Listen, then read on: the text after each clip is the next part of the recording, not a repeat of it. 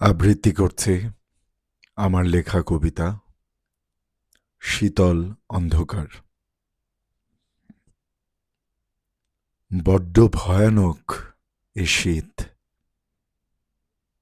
একা, নিঃসঙ্গতায় ভরা।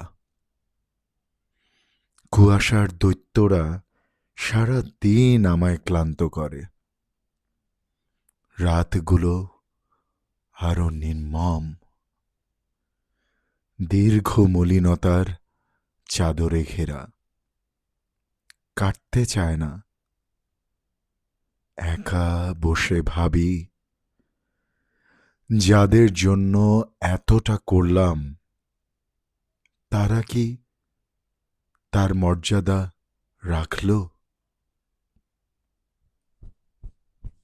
অন্তর বলে রাখেনি।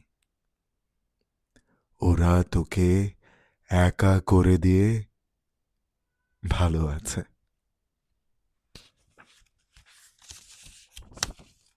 কিন্তু এ ভালো থাকা কয়দিন?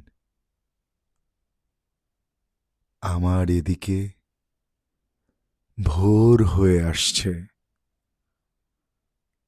আর ওদের